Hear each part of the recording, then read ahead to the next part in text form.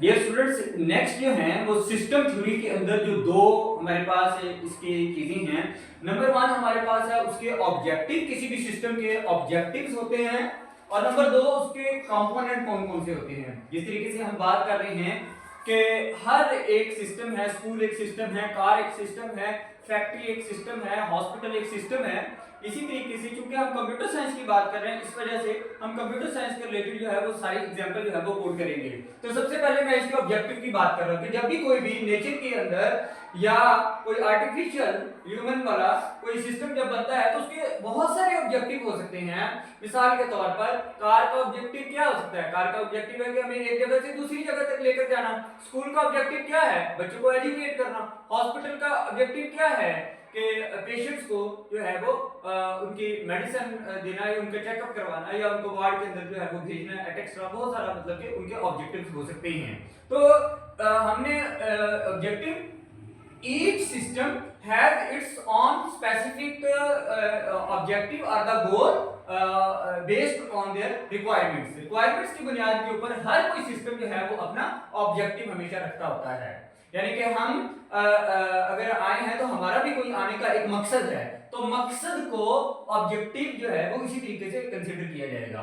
तो तीन तरह की इसकी ऑब्जेक्टिव की टाइप्स होती हैं। नंबर वन जो है वो इंफॉर्मेशन प्रोसेसिंग, कि या तो हमारे सिस्टम का ऑब्जेक्टिव ये हो सकता है कि हम इंफॉर्मेशन को प्रोसेस करें, कि जो हम डेटा गैदर करते हैं उसको हम जो है वो आगे उसके ऊपर प्रोसेसिंग करें। या दूसरा जो है वो हमारे पास सपोर्टिंग अदर मटेरियल, यानी कि जिस तरीके से सन है वो जब निकलता है तो वो बहुत सारे प्लांट्स को जो है वो लाइट प्रोवाइड करता है, हमें लाइट प्रोवाइड करता है, और बहुत सारे सिस्टम जो है वो इसके साथ जो है वो रनिंग स्टेज के अंदर जो है वो चले जाते हैं। तो इसी तरीके से मोबाइल है, मोबाइल एक हमारे पास एक सिस्टम है जो कि बहुत सारी अदर एप्लीकेशंस को सपोर्ट कर रहा होता है। ठीक है, तो ये दूसरा उसका ऑब्जेक्टिव आ गया। पहला ऑब्जेक्टिव है कि सिस्टम जो है वो इंफॉर्मेशन को प्रोसेस करे, ये इसका ऑब्जेक्टिव हो सकता है।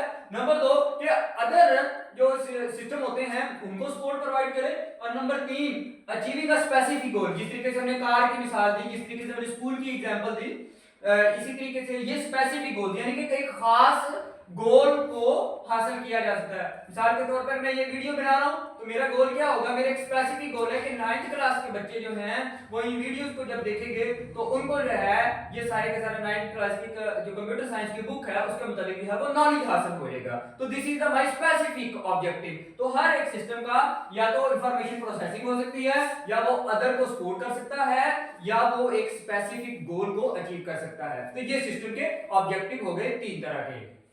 दूसरा जो है वो हमारे पास जो है वो एक टिपिट दिया हुआ है, एक ह्यूमन ब्रेन सिस्टम का और human body and it's DNA system का।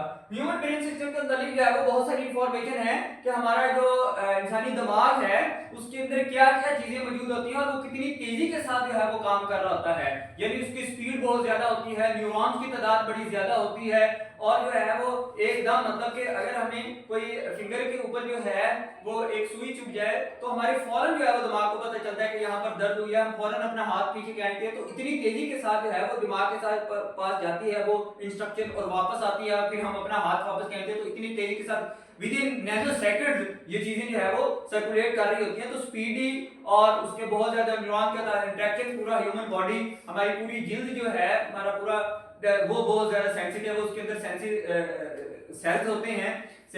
तो इस वजह से ये हमारे पास ह्यूमन ब्रेन सिस्टम के ऊपर एक इंफॉर्मेशन दी हुई है।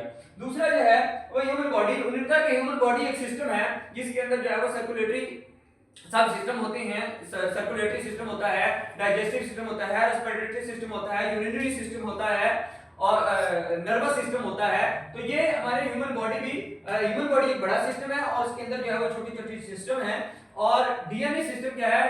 डीएनए एक ब्लूप्रिंट होता है जो कि सेल जो है वो उस ब्लूप्रिंट को कॉपी करता है और उसको पता चल जाता है कि मैंने आगे जो है वो क्या जो है वो वर्क करना है। हर सेल को अपने एक फंक्शन पता करने के लिए उसका एक ब्लूप्रिंट यानी कि डीएनए की सूरत में हमारी बॉडी के अंदर जो है वो मौजूद होता है, ताकि हर सेल को उसके वर्किंग के लिहाज से जो है वो पता चल जाए।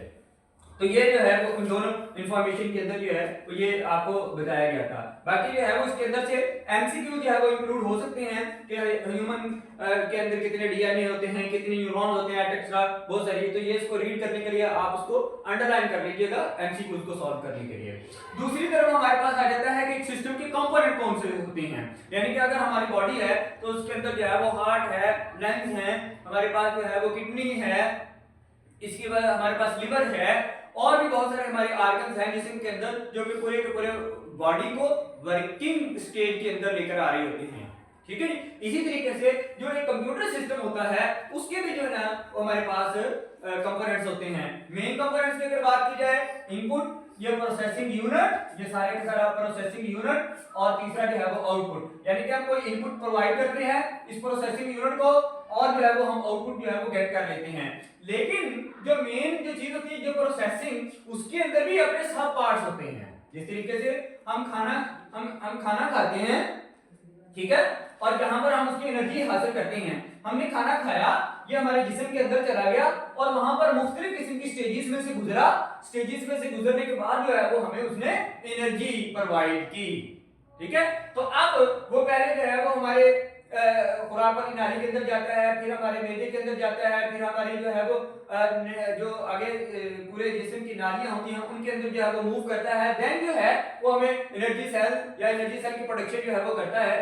तो ये वो वही बात आ गई कि सीपीयू के अंदर जो है वो सिस्टम प्रोसेसिंग के अंदर जो है यूनिट के अंदर कंट्रोल यूनिट होता है, ये हमारा प्रोसेसर होता है, उसके अंदर रजिस्टर्स भी होते हैं, कॉम्बिनेशन लॉजिक्स भी होती हैं, और ये सारे का सारा हमारी मेन मेमोरी के साथ जो है वो हमारा प्रोसेसर जो है वो मेन मेमोरी के साथ जो है वो जुड़ा होता है। कंट्रोल यूनिट का है कि पूरे के पूरे फंक्शन को कंट्रोल करना, रजिस्टर का है कि टेम्परेरी मेमोरी को सेव कर लेना, और कॉम्बिनेशनल लॉजिक जो है वो डिसीजन मेकिंग यहां पर होती है। और फिर ये सारे का सारा काम हम एक मेन मेमोरी के अंदर खोला होता है, तो उसके ऊपर जो है जो टेम्परेरी मेमोरी होती है उसके पास सारी की सारी चीजें होती हैं। जब हम इसको बंद कर देते हैं तो ये मेन मेमोरी जो है वो खत्म हो जाती है। तो ये हमारे पास जो है वो कंपोनेंट्स की एक एग्जांपल जो है वो हमारे सामने मौजूद है। यानी कि अगर आपको ये दो नंबर का शॉर्ट क्वेश्चन है तो ये आप राइट अप कर सकते हैं। ये अगर आपको क्वेश्चन आए कि कंपोनेंट्स किसी भी सिस्टम के बताएं तो आप ये डायग्राम बनाकर उसको एलाबोरेट जो है वो कर सकते हैं।